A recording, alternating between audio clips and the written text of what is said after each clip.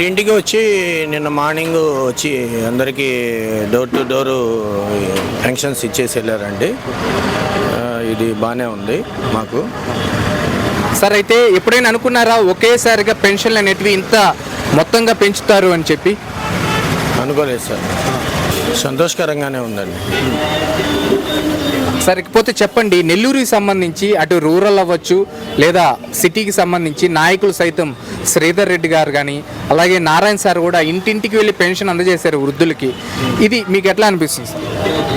అంతా బాగానే ఉంది, అందరికీ డోర్ టు డోర్ వచ్చి ఇచ్చిపోయారని అంటున్నారు.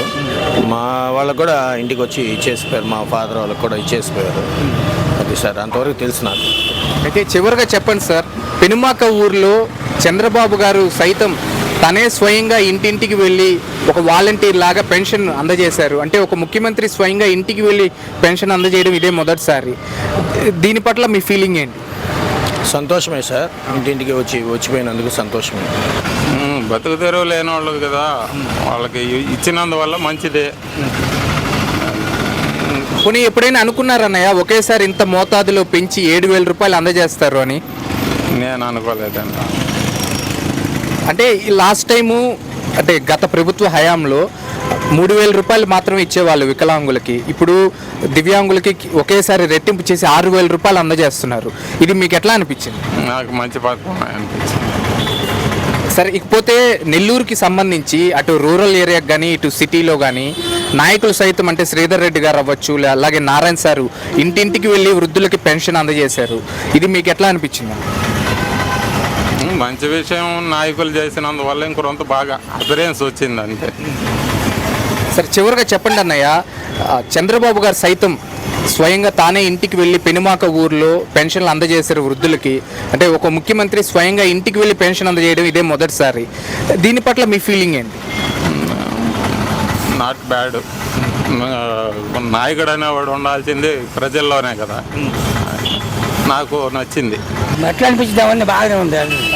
అలుగు తికిస్తే మాకు ఇచ్చారు.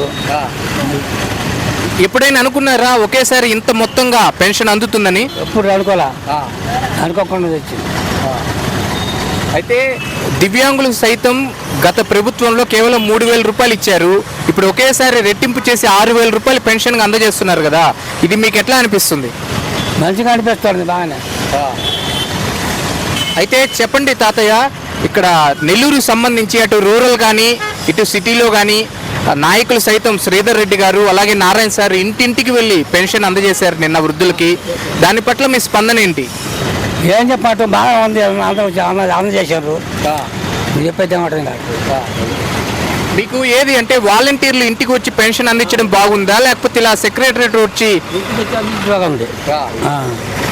అంటే ముసుగులు ముచ్చుకోలు ఉంటారు కదా, ఇంటికి వచ్చి అందించి బాగుంటుంది.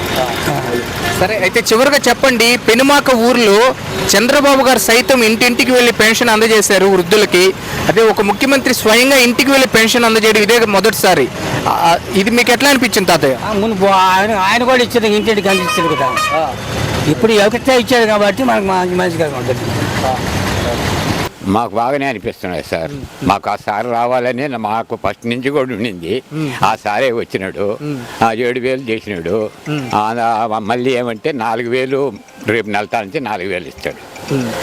సరే, ఇవాళ పెనుమాక ఊరిలో చంద్రబాబు గారు స్వయంగా తానే ఇంటింటికి వెళ్ళి వృద్ధులకు సైతం పెన్షన్లను పంచారు కదా.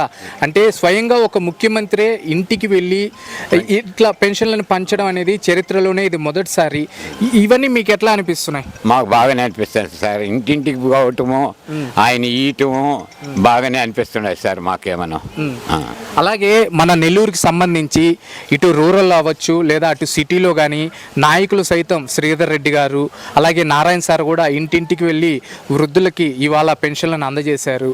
దీని పట్ల మీ స్పందన ఏంటి? మాకు బాగానే ఉన్నది. అందరూ ఆయన శ్రీధర్ రెడ్డి గారు, నారాయణ సారు వీళ్ళందరూ ఇంటింటికి పోయి పంచటం అంతా బాగానే ఉన్నది సార్.